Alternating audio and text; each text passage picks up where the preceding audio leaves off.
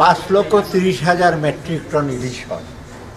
এটা একদিনেরও একটা চাঁদপুর ঘাটের একদিনেরও একটা দেশ যাদের একটা ইমোশনাল ইনভলভমেন্ট, আমাদের ফ্রেন্ডলি কান্ট্রি আমরা বলি, আমরা প্রতিবেশী দেশ। এই 3,000 টন, তার মধ্যে 3,000 টনও যাবে না, কারণ যারা বাইরে বিক্রি করবে, রপ্তানি করবে, তারাও দেখবে এখানে যদি 1200 টাকার ইলিশ ওখানে যদি $5 দেবে না, এটা তো জানা কথাই। আপনি দেখেন না অ্যাপেক্সে যদি 6,000 টাকা বিক্রি করে, ওরা বাইরে এক্সপোর্ট করে না, কারণ $5 $10 কেন এক্সপোর্ট? এইগুলো যারা ইমোশনাল কথাবার্তা বলে, ঠিক আছে বলুক, তাদের দেশে করি। এবং এটা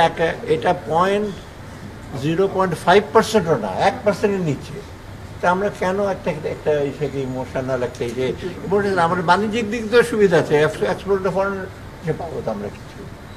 এমনি চোরাচালান হয়ে চলে যাচ্ছে এদিক সেদিক থেকে, আপনি সেটার কোনো ইসে পাচ্ছেন না। এটা অতএব ঠিক আছে, তারা বলুক তাদের, কারণ সব ডিসিশন কিন্তু সবার সাথে ইসে করতে হবে, এবং এটা আপনার আই ক্যান অ্যাসিওর ইউ অনেক বিবেচনা করে, এবং এটার জন্য আমি বহু বাহাবা পেয়েছি। আমি বলবো না সে বাহাবা দিয়েছে বলছে এটা ভালো ডিসিশন।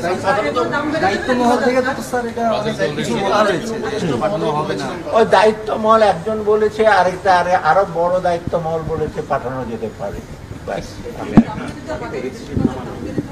ওটা কোনো, এটা আমি বুঝলাম না। 3,000 টনের মধ্যে ঢাকার চেম্বারে আছে 200টা ইলিশ, তারপর 200টার বদলে 150 টাকা, 50 টাকার দাম বাড়িয়ে দেবে।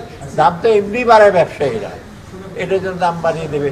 যাই হোক, এটা আমি মনে করি এটা ডিসিশন হয়েছে, এটা গ্রেটার ইন্টারেস্টে। হ্যাঁ, কিছু লোকের অসুবিধা হতে পারে, বাট আমি মনে করি না এটা একটা বিরাট একটা কিছু ক্ষতিকারক।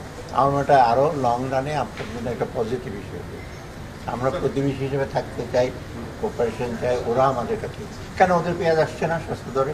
মানে মানা করে দেন না, পেঁয়াজ খাবেন না। এগুলি তো ইমোশনাল কথাবার্তা বলে লাভ আছে। ওদের পেঁয়াজের সে ডিউটি কমিয়ে দিয়েছে, বিরাট ডিউটি কমিয়ে দিয়েছে, পেঁয়াজটা আসছে। আচ্ছা না, আমি আর এত দিতে যাবো না।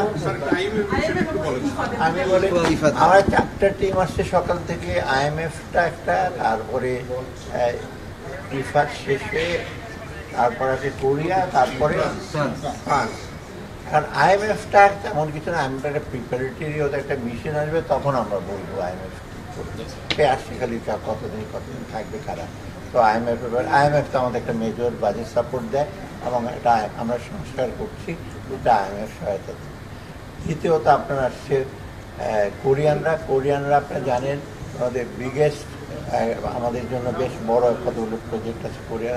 আর কোরিয়ানদের সবচেয়ে ব্যাপার হলো টেকনোলজি, প্রযুক্তি এবং কোয়ালিটি অফ প্রোডাক্ট। কোরিয়া কিন্তু ভালো। কোরিয়ার আপনার লোনের যে ইন্টারেস্ট, ওরা অলমোস্ট 0.5%, মানে 30 বছরের সুদ। মানে ওদের লোন কিন্তু 40 বছর, তাই না? ওদের লোন কিন্তু অনেক টাকা, one of the softest loan ওদের, এবং ভালো কাজের জন্য দেয়, কোয়ালিটি অফ ওদের যে দেওয়া।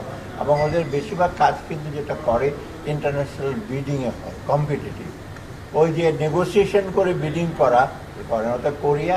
আরও ভবিষ্যতে আরও প্রজেক্ট কতগুলো আছে, বড় বড় প্রজেক্ট ওগুলো হচ্ছে। ফ্রান্স আসছে, ফ্রান্সের টেকনিক্যাল এক্সপার্টাইজ অনেক আছে, IT সেক্টরে আছে, এবং ফ্রান্স অলরেডি কিন্তু ওদের AFD, তাই না? AFDতে কতগুলো আছে অলরেডি, আমাদের বোধহয় 400 কত ইউরো দিল না, আরও বেশি। ওরাও আবার সহযোগিতা দেবে বিভিন্ন ক্ষেত্রে। আর ফ্রান্স তো টেকনিক্যালি একটা ইউরোপিয়ান কান্ট্রি ফ্রান্সে, এবং ওদের ইনভেস্টমেন্ট এবং সেই থেকে আমাদের অন্য কান্ট্রিগুলোই